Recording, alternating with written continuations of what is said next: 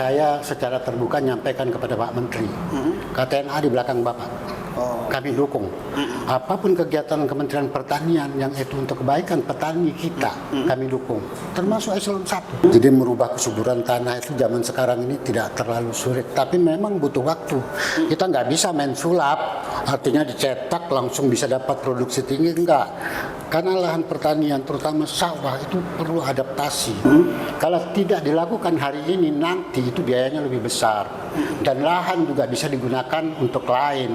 Nah, ini momentumnya sangat tepat, saya pikir itu.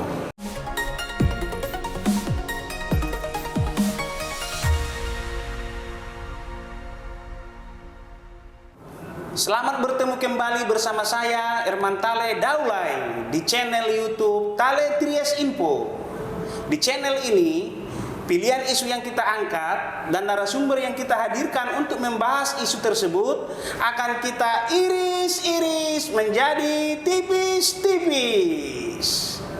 Pada tayangan kali ini, kita sengaja mengangkat tema soal pertanian dengan topik upaya pemerintah menyediakan lahan sawah baru di tengah maraknya konversi lahan di tanah Jawa. Untuk itu kita menghadirkan narasumber yang tentu kompeten, Bapak Muhammad Yadi Sopyan Nur, Ketua Umum Kontak Tani Nelayan Andalan. Terima kasih Pak sudah bersedia hadir di Bincang Tipis-Tipis. Pak Sopyan, kita langsung saja. Oke, baik. Dulu waktu kita jalan-jalan ke Bandung Pak, di sepanjang jalan Bekasi, Kerawang, sampai ke Purwakarta, Cikampek, itu hamparan sawah menghijau. Ya. Tapi sekarang kita lewati itu sudah berubah atau konversi menjadi lahan industri, properti, jalan tol, kereta api, ataupun ya properti-properti lainnya. Bagaimana Bapak memandang di tengah tergerusnya lahan pertanian dengan kesiapan pemerintah menyediakan cetak sawah baru? Silakan Pak. Baik, terima kasih. Jadi kalau kita lihat, sebetulnya langkah yang diambil pemerintah untuk kami KTNA itu sangat setuju sekali ya. Dan baik, memang kalau konversi lahan, penyusutan, itu pasti terjadi kalau satu negara bangun, industrinya dibangun. Tapi sekarang yang diambil langkah oleh pemerintah, itu kami sangat mendukung. Dengan membuat food estate di Kalimantan Tengah, dan saya sudah ke sana, dan itu bagus sekali. Dan dari data yang saya minta, saya lihat itu memang tahun ini realisasinya kan ada rencana 65.000 hektar. Jadi 65.000 hektar itu ternyata waktu saya ke sana itu sudah bisa ditanami sekitar 28.000 hektar. Artinya agak cepat sih sebetulnya itu. Nah, kalau lihat data ini, sebetulnya kalau kita lihat dari data pemerintah di ATR, itu penyusutan lahan kita setahun itu rata-rata itu 150.000 hektar. Waduh, 150.000 itu data hilang, itu hilang saya dapatkan waktu disampaikan di Kementerian Agraria Tata Ruang. Nah, itu disampaikan penyusutan itu per tahun itu 150.000 hektar. Nah, di data itu cetak sawah kita hanya bisa 60.000. Berarti kita masih susut setahun itu sekitar 90.000. Masih minus jauh. 60.000 yang dicetak di Kalimantan, di Kapuas sana dan Pulang Pisau itu 65.000, dekat ya. Artinya apa yang disusut 60.000 yang disampaikan tadi cetaknya 65 ya sebetulnya itu, tapi mestinya pemerintah cetak 150.000 kalau mengimbangi lahan yang untuk hilang. pertanian itu. Nah, kalau kita melihat data-data seperti itu, saat ini kondisi pertanian kita terutama lahan baku sawah, itu data yang saya terima terakhir itu adalah 10,66 juta hektar. Di data ini penyusutan itu 0,14 juta hektar. Datanya hampir sama nih kalau kita lihat.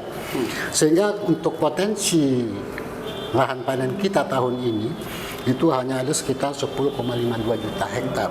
Tapi mudah-mudahan lah kalau kita bicara pangan, karena Kementerian Pertanian ini ya kalau bahasa saya habis-habisan juga menjaga produksi pangan kita. Ya. Saya pikir itu langkahnya, kaitannya.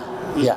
Jadi sudah tadi penggantian sawah baru ini masih kurang, masih minus sekitar 90.000. Ya. Kita masuk ke problem juga, masalah kesuburan. Ya. Mungkin di tanah Jawa 1 hektar masih bisa 6 ton, 7 ton. Di Kalimantan berapa ton per hektar, Pak? Kalau datanya di Jawa ini kan rata-rata yang bagus nih, Iya, bagus tuh Amir di atas bagus. 6. Ya, di atas 6. Kalau yang sedang kayak Sulawesi, sebagian Sumatera itu 4 sampai 6. Ya. Kalimantan kalau di peta Kementerian Pertanian itu merah dia. Merah itu artinya selalu kebanyakan rata-rata di bawah 4. Ya. Nah kalau kita 4 ton per bicara hektar ya? hal seperti itu sebetulnya kalau kita orang pertanian sih nggak terlalu sulit. Kita banyak profesor ahli-ahli, jadi merubah kesuburan tanah itu zaman sekarang ini tidak terlalu sulit. Tapi memang butuh waktu. Kita nggak bisa main sulap, artinya dicetak langsung bisa dapat produksi tinggi, enggak. Karena lahan pertanian terutama sawah itu perlu adaptasi. Kalimantan itu piritnya tinggi. Yang dicetak itu kan rata-rata di tanah aluvial. Aluvial sebagian ada rawa, rawa piritnya tinggi. Nah, kalau sudah kita bicara seperti itu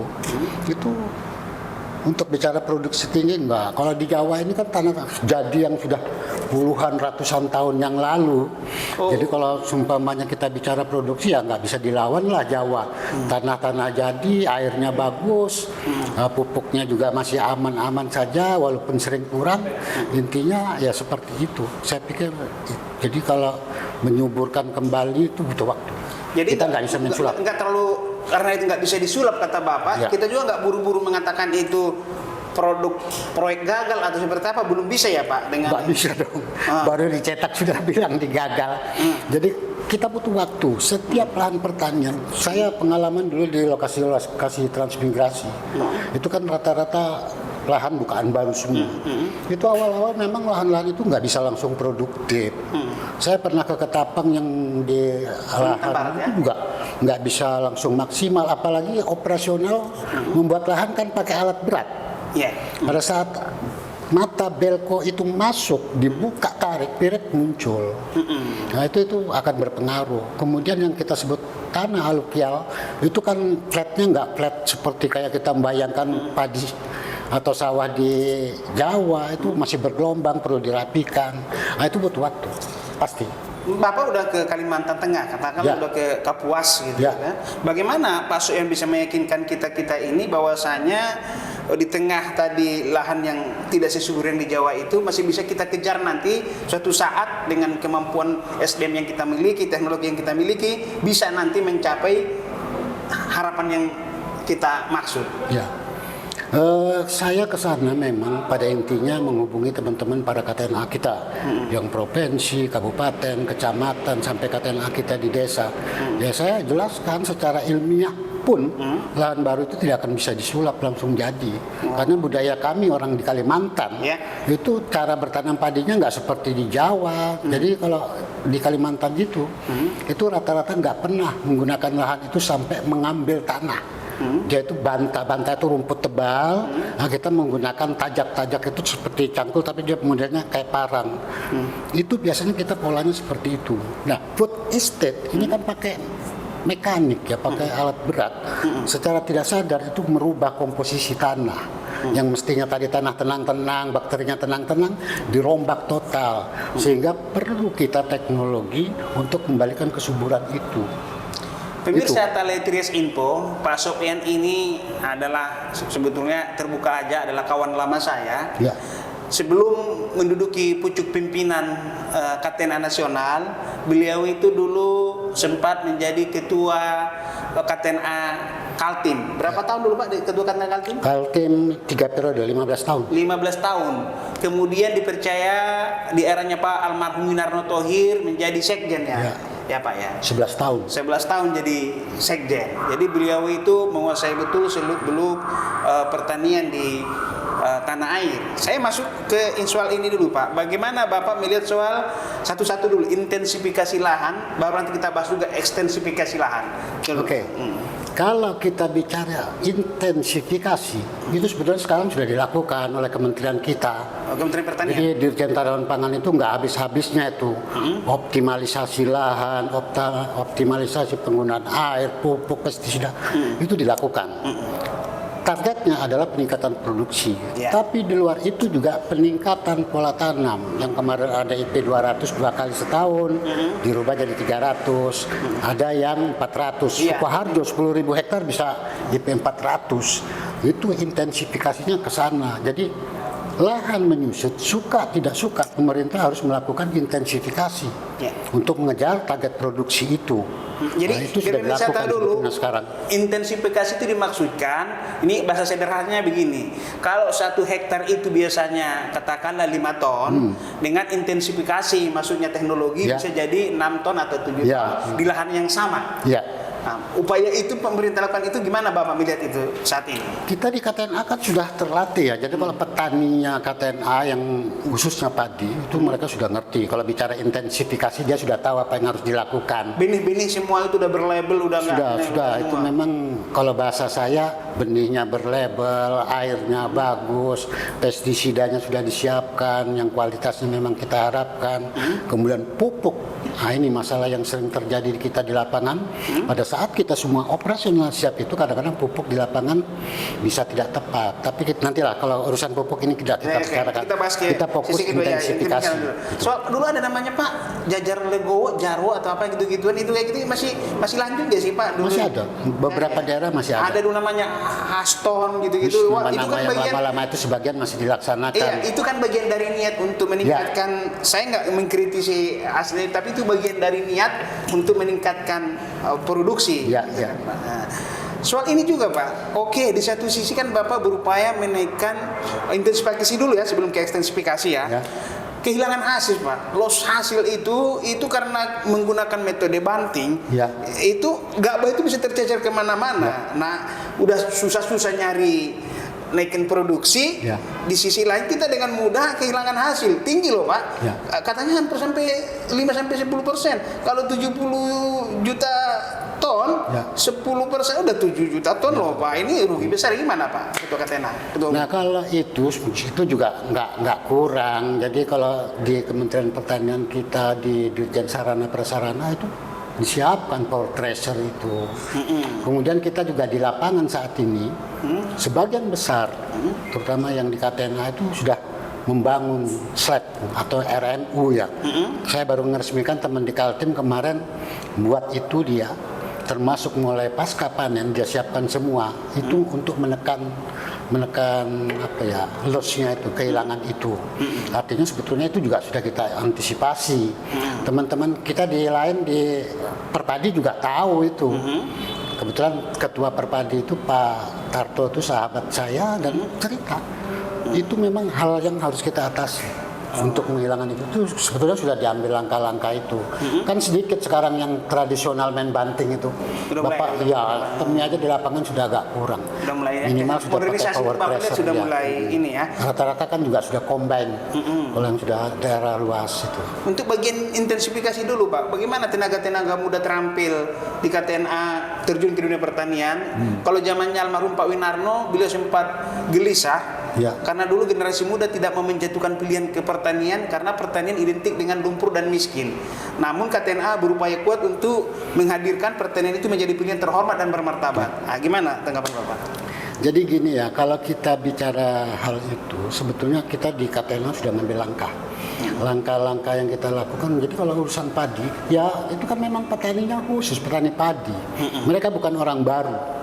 Mereka hanya butuh arahan apa yang harus dilakukan dan mereka pasti nangkap karena memang petani padi betul. Kita punya, jadi di KTNA itu ada asosiasi kita bentuk, sekarang berubah jadi perkumpulan sebagian besar. Padi ada asosiasi petani padi, ketuanya Jotong Jawa Barat. Kita punya orang-orang, jadi yang menangani hal-hal seperti itu tuh kita sudah ada orangnya. Jadi kalau untuk manusianya, kalau petani padi, terutama di Jawa, nggak usah diragukan lagi lah orang kerjaannya. Masing-masing ya. Itu. Jadi kalau langkah yang ditempuh Kementan soal intensifikasi ini bagaimana Bapak melihat? Saya pikir yang dilakukan sekarang sudah baik. Jika 3 tahun kita kan nggak impor. Oh iya ya, itu 3 tahun. alat-alat Iya. ukur juga ya. Selama Pak Menteri kita ini 3 tahun kita nggak impor. Apa artinya? Beras yang ada, produksi gabah yang ada, konversi ke beras itu cukup. Dan KTNA tegas itu, kita nggak usah impor. Kita bersurat ke DPR RI, ke Presiden, mohon tidak impor. Dan 3 tahun. Itu kinerja yang kelihatan. Kita nggak usah bicara soal sembadanya, tapi cukup ada. Nggak impor itu kan berarti cukup. Selama Bapak bersinergi dengan Kementerian Pertanian saat ini, gimana? Untuk apanya? Sinergi yang berjalan selama ini dengan Kementerian Pertanian, KTNA dengan pertanian. Prinsip dasarnya, saya secara terbuka nyampaikan kepada Pak Menteri, KTNA di belakang Bapak. Kami dukung. Apapun kegiatan Kementerian Pertanian yang itu untuk kebaikan petani kita, kami dukung. Termasuk eselon 1. Sampaikan aja kepada beliau. Dan saya sampaikan langsung bahwa kami dukung. Mau Dirjen Tanaman Pangan, Dirjen Hortik, Pertanian, kami dukung. Karena saya melihat dengan mata kepala. Jadi nggak berteori. Ya biasalah kalau ada orang melihat nggak berhasil atau hal kecil jadi besar. Tapi kita kan, kami di pelaku. Memang pada satu saat pada banjir panen itu pasti di bawah HPP. Tapi kalau HPP-nya masih normal, harganya terakhir saya cek rata-rata di bawah HPP kita 4250, itu masih aman-aman saja. Oke, soal ekstensifikasi dulu Pak. Ekstensifikasi, mau nggak mau perluasan lahan juga, ya kan? Nah, gimana soal ekstensifikasi? Soal ekstensifikasi, tadi di awal sudah saya sampaikan, langkah yang diambil sekarang tepat. Jadi 65.000 itu sebetulnya kalau kita lihat datanya butuh 150.000 kita food estate. Jadi kalau food estate, kita jangan melihat apa ya, kayak bikin motor cetak hari ini besok bisa jalan. Ini kita bicara lahan pertanian. Lahan-lahan ada yang di Jawa ini kan bikinan orang zaman dulu, bukan dicetak tahun lalu. Tanah jadi. Nah, yang di Kalimantan itu pun akan sama, nanti suatu saat akan menyampai level itu. Dan memang kalau kita bicara ekstensifikasi, satu-satunya lahan sekarang yang ada di luar Pulau Jawa, Kalimantan, Sumatera, Sulawesi, Irian. Nah, ini pemerintah ngambil fokus ke Kalimantan Tengah. Memang di sana banyak lahan flat. Itu di rawa-rawa, lahan-lahan rata-rata aluvial, 0, sekian sampai rata-rata 5 dari permukaan laut. Artinya kalau itu memang dicetak untuk sawah, ya memang harus dilakukan. Gitu. Jadi kalau kita bicara ekstensifikasi, saya dukung. Tidak ada jalan lain kita menutupi penyusutan atau konversi lahan itu selain mencetak. Kalau tidak dilakukan hari ini, nanti itu biayanya lebih besar dan lahan juga bisa digunakan untuk lain. Nah, ini momentumnya sangat tepat, saya pikir itu.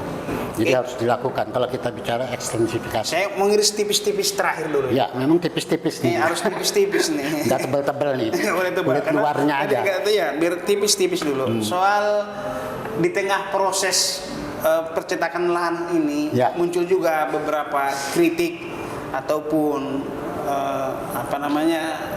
nada-nada miring berpijak pada cerita masa lalu, mungkin pun orang trauma seperti yang di Bulungan dulu ya Pak ya, pernah bukan istri gitu kata orang gitu loh. Saya nggak masuk ke itunya lah, tapi di tengah keraguan itu gimana Bapak melihat itu? Ini kan lagi proses berjalan ini.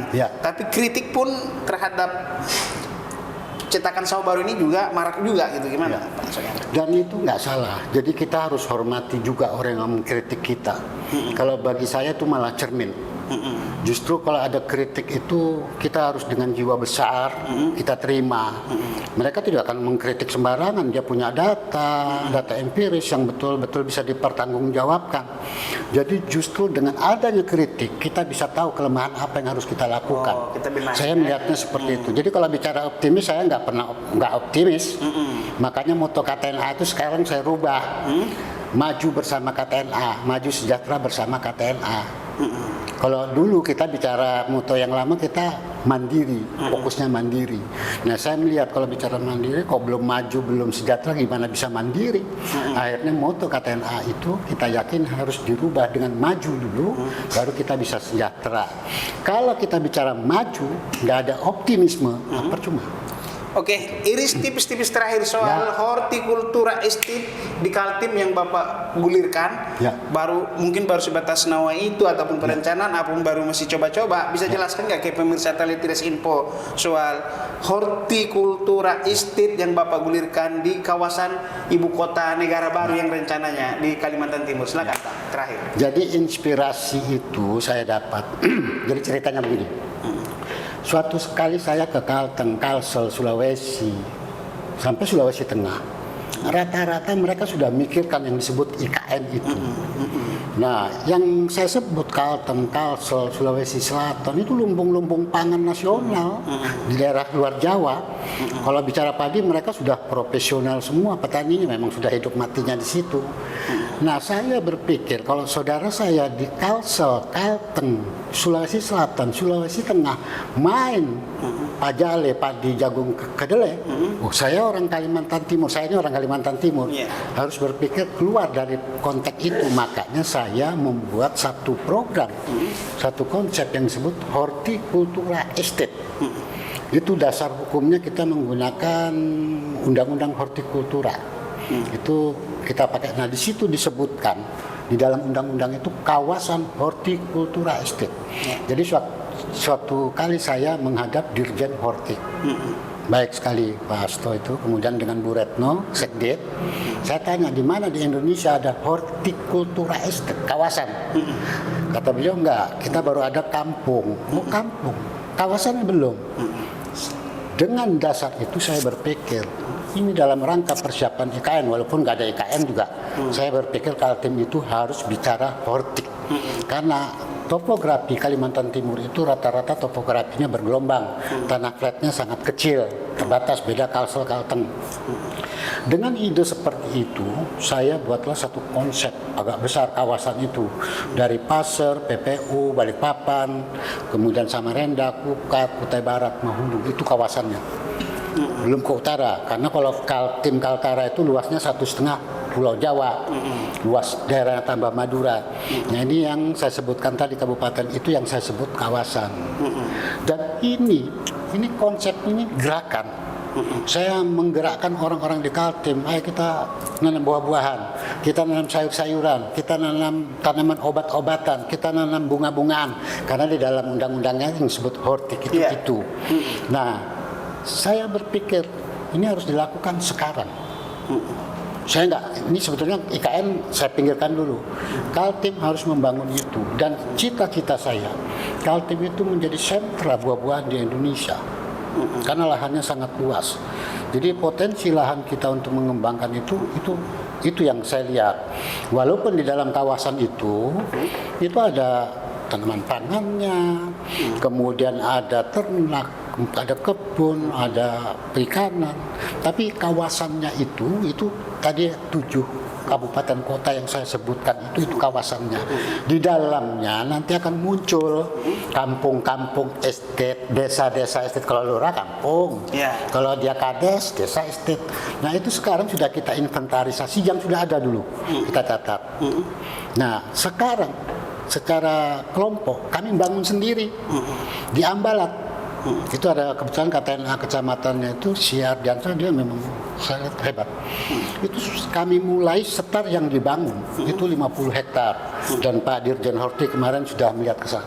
Ini betul-betul kita lakukan sendiri, nggak ada duit APBN di situ. KTNA yang bangun. Nah, nanti kalau urusan pemerintah, kalau mau masuk semuanya bantu benih, bantu bibit, ya silakan. Tapi ini gerakan ini saya sudah sampaikan kepada Gubernur Kaltim, ini kita bangun sendiri. Gerakan yang dimulai oleh petani. Gitu. Makanya saya nggak ada proposal minta bantuan di Kementerian Pertanian, nggak ada proposal minta bantuan ke Gubernur Kaltim, enggak. Tapi saya tunjukkan proposal ini loh yang kami bangun. Dan saya meyakini itu nggak bisa dilihat hari ini. Bapak bisa lihat nanti 5 tahun ke depan. Ya, karena malam sudah mulai hari ini membuka lahan. Itu kalau hortikultura estate itu. Pemirsa Tale Trias Info, kehadiran channel ini dilatar belakangi semangat, ingin memberikan manfaat walaupun si biji sawi Tipis ya. tipis-tipis, walaupun ditonton 6 orang Pak, tetapi bagi 6 orang ini ada manfaatnya. Kita sudah bermanfaat di situ. Kita harapkan nanti dari penonton 6 orang, 60.000 orang, 6 juta orang gitu loh Pak. Mudah-mudahan kehadiran channel ini bisa memberikan manfaat buat halayak. Terima kasih Pak Yop Sofyan sudah bersedia hadir di Bincang Tipis-Tipis. Selamat sore. Assalamualaikum warahmatullahi wabarakatuh. Waalaikumsalam warahmatullahi wabarakatuh.